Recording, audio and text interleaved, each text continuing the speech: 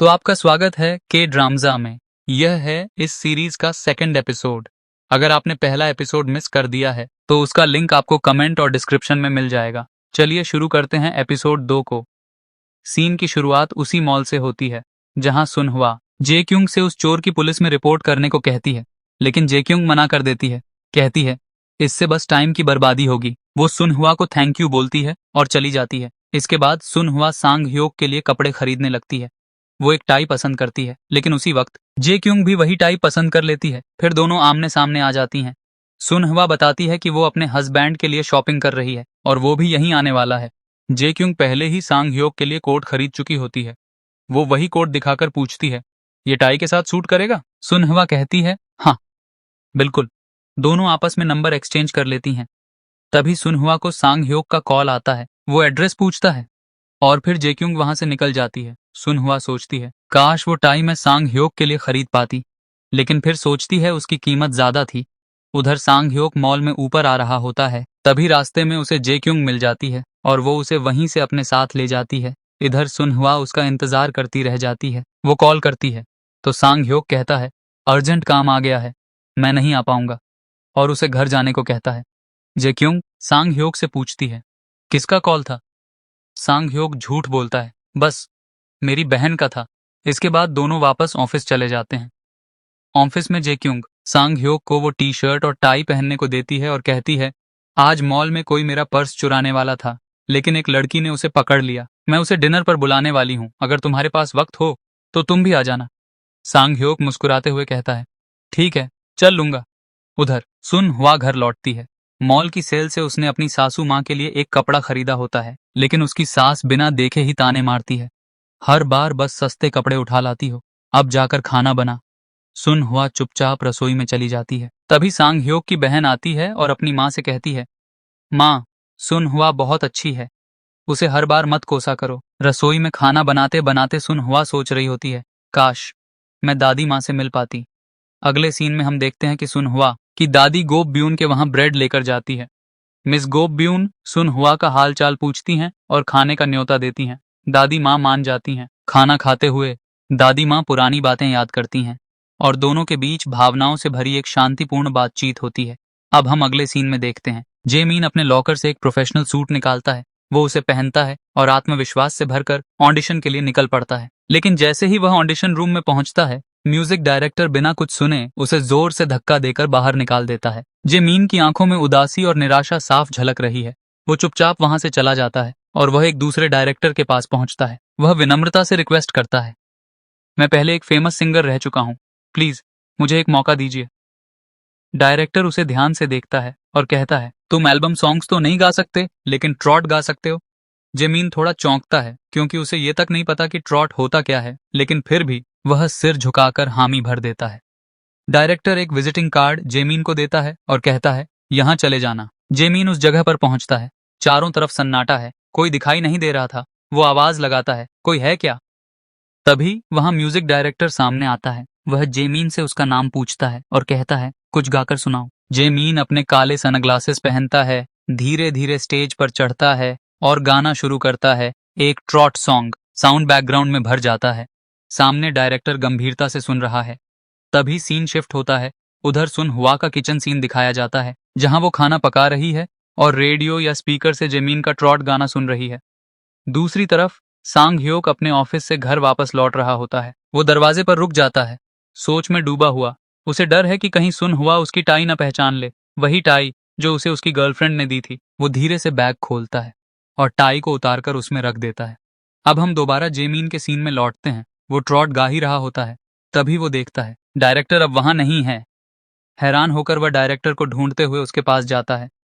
Director मुस्कुराता है और कहता है आओ, मेरा खाना ठंडा हो रहा था इसलिए मैं चला आया। फिर गंभीरता से कहता है तुम यहाँ सिर्फ ट्रॉट ही गा सकते हो और इसके लिए तुम्हें मुझे 1 लाख देने होंगे और साथ ही तुम्हें नए कपड़े भी सिलवाने पड़ेंगे। फिर वह उसे समझाता है कि कपड़े कैसे बनवाने हैं। जेमीन ये सब चुपचाप सुनता है और अंत में झुककर कहता है मुझे चांस देने के लिए बहुत बहुत धन्यवाद। आगे हमें दिखाया जाता है सुन हुआ सांग ह्योक की नई शर्ट को गौर से देखती है और पूछती है क्या तुमने नई शर्ट खरीदी? सांग ह्योक थोड़ा मुस्कुराते हुए जवाब देता है हाँ, मेरी पुरानी शर्ट पर कॉफी गिर गई थी, इसलिए ये नई शर्ट लेनी पड़ी। और मेरी चेयरमैन के साथ मीटिंग भी थी ना, इसलिए ज़रूरी था। सुन हुआ ये सुनकर खुश हो जाती है। वो उत्साहित होकर कहती है, ओह, तो चेयरमैन के साथ मीटिंग, मतलब तुम्हारा प्रमोशन होने वाला है? सांग ह्योक भी हल्के से सिर हिलाता है। हाँ, बहुत जल्द प्रमोशन भी होने वाला है। तभी सुन हुआ के फोन पर कॉल आती है। सांग ह्योक पूछता है, किसका कॉल है? सुन हुआ जवाब देती है, मैं बाद में बताऊंगी, और कॉल रिसीव कर लेती है। अब हमें पता चलता है कि ये कॉल सांग ह्योक की गर्लफ्रेंड ने की थी। सुन हुआ को डिनर पर इनवाइट करना चाहती थी। सुन हुआ भी शालीनता से इनविटेशन स्वीकार कर लेती है। अब अगले सीन में हम देखते हैं जेक्युंग के माता पिता वो साथ में चाय पी रहे होते हैं। तभी जेक्युंग वहां आती है। उसकी माँ उसे चाय के लिए पूछती है और उसके फादर सवाल करते हैं, क्या तुमने कोई नया प्रोडक्ट लॉन्च किया? जेक्युंग शांत भाव से जवाब देती है, हाँ, कल मीटिंग में मैं उसे प्रेजेंट करने वाली हूँ। ये सुनकर उसकी माँ पिता से कहती हैं, मैंने मना किया था ना, ऑफिस की बातें घर में ना किया करो। पिता थोड़े झेंपते हैं और माफी मांग लेते हैं। दृश्य फिर से बदलता है। अब सांग ह्योक सुन हुआ से पूछता है, तुम इतनी खुश क्यों लग रही हो? सुन हुआ मुस्कुराकर बताती है, मैंने एक नया दोस्त बनाया है। सांग ह्योक थोड़ा चौंक कर पूछता है, तुम कब से दोस्त बनाने लग गई? क्या वह कोई लड़का है? सुन हुआ तुरंत कहती है, नहीं, वह कोई लड़का नहीं है, और अगर तुम भी उससे मिलोगे तो तुम्हें भी उससे एक नज़र में प्यार हो जाएगा। सांग ह्योक मजाक में कहता है, मैंने तो ऐसे ही पूछा क्योंकि तुम इतनी खूबसूरत हो, तुम्हें देखकर कोई भी लड़का फिदा हो जाएगा। इसके बाद सुन हुआ गहरी बात कहती है, मेरी यह दोस्त थोड़ी अलग है क्योंकि उसके पास वो सब कुछ है जो मैं सोचती हूँ, जो मुझे चाहिए, जो उसके पास है वो तो मैं सिर्फ अपने ख्वाबों में ही सोच सकती हूँ। शायद इसलिए उसकी इतनी तारीफ कर रही हूँ। तभी सांग ह्योक हल्के से मुस्कुराकर कहता है, अब तो मुझे उससे जलन होने लगी है। फिर वो बात बदलते हुए कहता है, तुम बहुत दिनों से कहीं बाहर नहीं गई हो? सुन हुआ जवाब देती है, हाँ, मुझे अपनी दादी के यहाँ जाने का मन कर रहा है। सांग ह्योक सोचते हुए कहता है, तो फिर तुम हमारी शादी तक अपनी दादी के पास ही रह लो, मैं अपनी माँ से इस बारे में बात कर लूंगा। सुन हुआ की खुशी का ठिकाना नहीं रहता। वो बहुत ही भावुक होकर सांग ह्योक को धन्यवाद कहती है। फिर हमें नेक्स्ट मॉर्निंग का सीन दिखाया जाता है जहाँ सांग ह्योक सुन हुआ को उसकी दादी माँ के घर छोड़ने आया होता है। दादी माँ सांग ह्योक को देखकर बहुत खुश होती हैं। सांग ह्योक उनसे कहता है, ये आपकी बहुत ज्यादा चिंता करती है, इसका ख्याल रखिएगा। तभी सुन हुआ अपनी दादी माँ का हाथ सांग ह्योक से छुड़ाकर हंसते हुए मजाक में कहती है, बस करो दादी माँ, सांग ह्योक से ज्यादा चिपको मत, वह सिर्फ मेरा है। फिर वह सांग ह्योक की तरफ देखकर कहती है, तुम्हारा जाने का मन नहीं है क्या? अब हम अगले सीन में देखते हैं जेक्युंग को, जो ऑफिस में बैठी हुई फाइलें देख रही होती हैं। वो सांग ह्योक से पूछती है, लंच पर चलोगे? वह बताती है, आज मैं अपनी उसी दोस्त से मिलने वाली हूँ जिसने मॉल में मेरा पर्स चोरी होने से बचाया था। मैंने पहले ही 3 लोगों की बुकिंग कर दी है। सांग ह्योक भी मान जाता है, लेकिन उसे तो ये पता ही नहीं होता कि वो लेडी उसकी वाइफ ही है। उधर सुन हुआ रेस्टोरेंट में आ चुकी होती है। वो वहाँ की रेसिपी की प्राइस देखकर हैरान हो रही होती है, कितनी महंगी है। तभी वहाँ जेक्युंग आती है और मुस्कुराकर कहती है, तुम तो मुझसे पहले ही आ गई हो। वो पूछती है, क्या मेरा बॉयफ्रेंड भी लंच पर आएगा तो तुम्हें कोई दिक्कत तो नहीं होगी? सुन हुआ जल्दी से कहती है, नहीं नहीं, मुझे कोई दिक्कत नहीं। फिर वह मुस्कुराकर पूछती है, क्या तुम्हारा बॉयफ्रेंड भी तुम्हारी तरह सुपर कूल है? इसके बाद सुन हुआ एक और सवाल पूछती है, तुमने जो उसके लिए टाई खरीदी थी, क्या उसे पसंद आई? जेक्युंग जवाब देती है, हाँ, उसे बहुत पसंद आई। उसने कहा, मेरी चॉइस बहुत अच्छी है। फिर जेक्युंग थोड़ा और खुलती है और कहती है, पहले मैं बस उसे पाना चाहती थी, लेकिन अब तो मैं उसके बिना एक पल भी नहीं रह सकती। सुन हुआ थोड़ा सोचते हुए पूछती है, जब आप उसके बिना एक पल भी नहीं रह सकती तो फिर शादी कब कर रही हो? जेक्युंग का चेहरा गंभीर हो जाता है। वह कहती है, हमारी शादी में बहुत सी रुकावटें हैं, क्या भरोसा वह यह रिस्क लेगा या नहीं। इस पर सुन हुआ कहती है, जब किसी के बिना एक पल भी रहा नहीं जाता तो फिर शादी कर लेनी चाहिए, यही तो सच्चा प्यार है।